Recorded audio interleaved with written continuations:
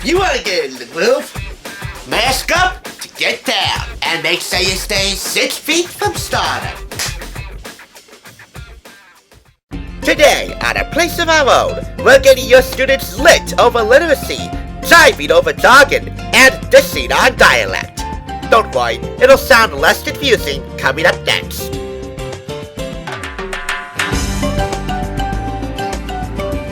What's up? I'm Pete Charles Sesko, and welcome to Thrift Store Rundown's Place of Our Own, a place designed for any millennial or baby boomer who wants to bring Hollywood home on a budget.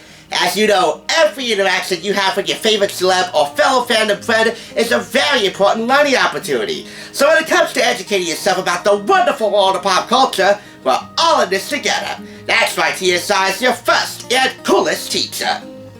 There are 2 definitions to the word literacy: learning how to read and write, and competency and knowledge in a specified area. Both definitions apply to this really cool parent-teacher kit from Sesame Street on building literacy and learning new vocabulary. It's called What's the Word on the Street? Purchase for 50% off the price of $2.69. Today, your students are going to learn about the good word. 26 of them. Right now, on the Thrift Store Rundown's Place of Our Own.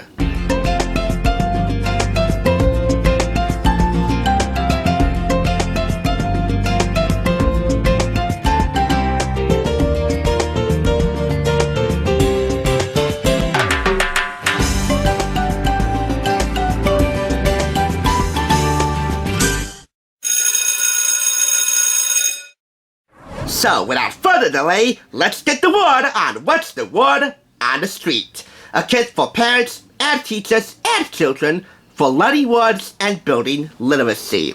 This is bilingual. It comes in English and Spanish. On Sesame Street, we're learning 26 new and exciting words. Why? Because words are the key to reading and writing. Join us in a hands-on approach to language. Together, we'll rhyme, sing, and play our way into literacy. Explore this kit and you'll find the tools you need to turn everyday moments into fabulous and fun learning adventures.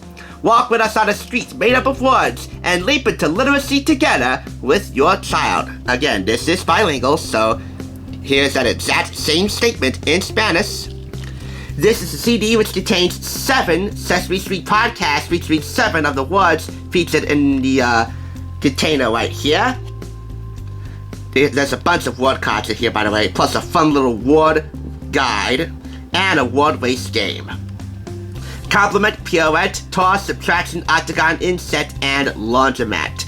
Point deduction for this kit, however, for including an image of a really big dark butterfly in the word inset. I know it was the easiest choice, but I hate butterflies. A lot of people do. We have a really legitimate phobia to butterflies. Anyway, the podcasts are not so much podcasts as they are compilations of actual What's the Word on the Street segments with Murray to kick off the 40th season of Sesame Street, plus several live-action and animation vignettes, often including celebrities from years past.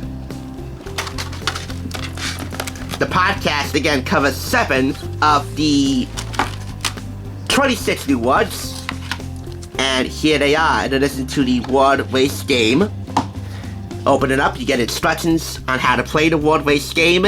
This requires printable PDF materials that can be accessible from the CD when you pop it into your computer. So here is the word race game. We have Zoe, we have Grover, we have the official mascot of Sesame Street outside of Big Bird, Elmo.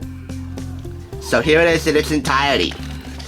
I got a bunch of new words for you, and none of them are good adjectives because I am feeling rather flustered right now. As you can tell, the female parental supervisor, mother, loves to constantly disrupt my filming. And it's not fun. Just to give you another example of these word cards, check out the word fabulous. Christopher Kimball of Milk Street and America's Test Kitchen might want to pay special attention to this. Super Boba is fabulous! Hold this card and say 2 reasons why he or she is great, fantastic, or terrific. Show how super you are by describing yourself with the word fabulous in English or fabuloso in Spanish. Then here's your word up challenge that applies to every card here. and it varies from word to word. Say something fantastic to a fabulous friend. Pass this card to a pal and tell her why she is fabulous.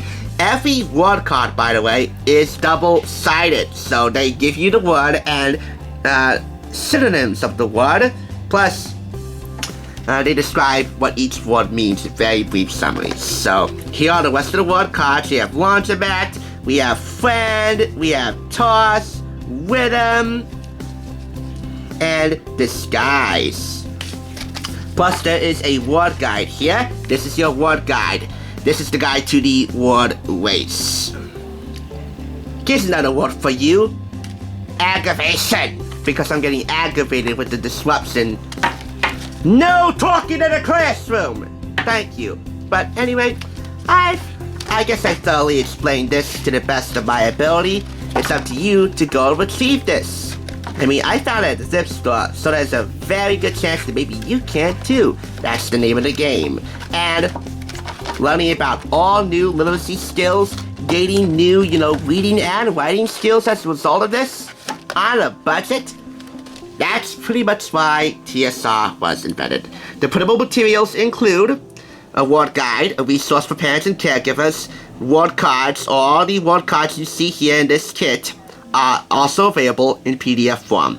A word race game with pieces, more children's activity sheets, a facilitator guide, celebration certificates for those who actually learn new words, and bonus bookmarks. This is the English language CD, and this is the printable materials CD, which is also available in Spanish. This contains the podcast, and this contains the printable materials. And all in all, I think it's an awesome addition to any parent, teacher, any caregiver's, shall I say, armory. Because if you want to arm your child with new words that they can use in their everyday lives to really razzle and dazzle, this is the kit to go for. I give it 4.5 out of 5 claps. Dynamite comes in small packages? Well, guess what? This small kit is going to provide a literary explosion of literacy, introducing your child to the wonderful world of words. Word up! Oh wait, that's Word Girl. Same family though. There is not a human alive who doesn't know how to use the power of literacy in their everyday lives for the betterment of themselves and others. It's also one of the fundamentals in expressing your emotions. It's what we call emotional literacy. Elizabeth Sanchez has more in this week's IRL 101. How are you feeling? Happy. These preschoolers are doing more than just reading a book. Which one? You want to show me? Point out which one. That one and that one. You're feeling that one and that one. They're discovering what it means to identify their feelings. How are you feeling, Isabella? Happy. You're feeling happy. And as they learn to identify their feelings, they're well on their way to becoming emotionally literate. Emotional literacy is the ability to identify and express a full spectrum of feelings. What's a pout like? To be emotionally literate means being able to work through emotions and regulate them. Shanti, I know you want to play right now. Yebo is really sharing her idea with us, and we would like to hear Yebo. Helping your child with her emotional literacy skills is important because it will help her become less impulsive, more focused, and in the long run, more successful in school. To be able to identify what emotion we are feeling and what other people are feeling makes it easier to understand each other and ourselves and what we're doing and what we're feeling, of course, and what our needs are. And through that, we can connect with people. On the flip side, experts say young children who don't know how to express themselves positively or learn how to read other people's cues can have a lot of difficulty as they enter into kindergarten. That is so hard, and Coco is getting really frustrated because she wants... Yeah, Shanti is getting mad too. Emotions that aren't identified and really recognized can become obstacles to perceiving what's happening around us. perceiving what a teacher is asking of us, perceiving what a child is wanting when they take a toy or when we take a toy. Shanti, that will hurt Helena's body. So every single interaction has an emotional component. It really is one of the most important means of connecting with people.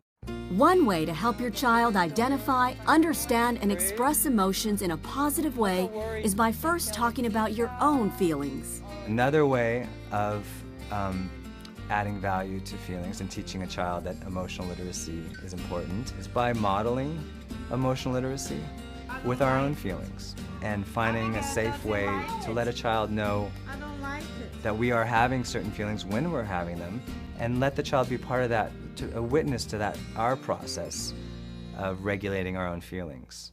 Another way to help your child's emotional literacy is by helping her label her own emotions. It's okay to be sad, but Tom's gonna keep his book right now. You're gonna feel a little angry too, maybe, huh? Children really have an ability to pick up labeling emotions. If they're given the opportunity, they'll many times say, oh, I feel sad, I feel angry. How do you feel when someone is mean? Sad. When someone's mean, you feel sad? Yeah? And it's important for a child to label the subtleties of, what's the difference between frustrated, upset, angry. As they get older, it's great to develop a more specific understanding. You can read themed books about feelings, sing songs, and play games all about emotions. These will all help your child learn to better identify and understand his feelings. Look at this. How's that? Are you Happy. bored? Which one's bored? That one? Something as seemingly simple as encouraging kids to draw pictures of their faces expressing various emotions can help them identify specific emotions. And what's this? What happened? When Maddie was really sad. She was really sad. There are no bad feelings. Feelings are real. Everyone has them. The more we can get our feelings out in the open, the more we can take responsibility for them so they don't negatively impact our world or our experience of our world. By helping your child develop his emotional literacy skills now, you're giving him the ability to express his feelings and problem solve in a positive and healthy way for the rest of his life. One of us, go so fast. One of us.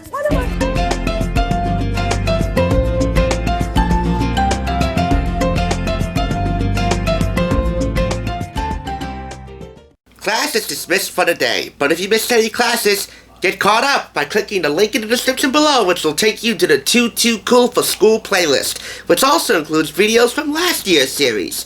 Thanks for joining us, and make sure to subscribe, for when it comes to bringing Hollywood home and to the classroom on a budget, TSR is your first and coolest teacher. We'll see you next time on the flip side on A Place of Our Own.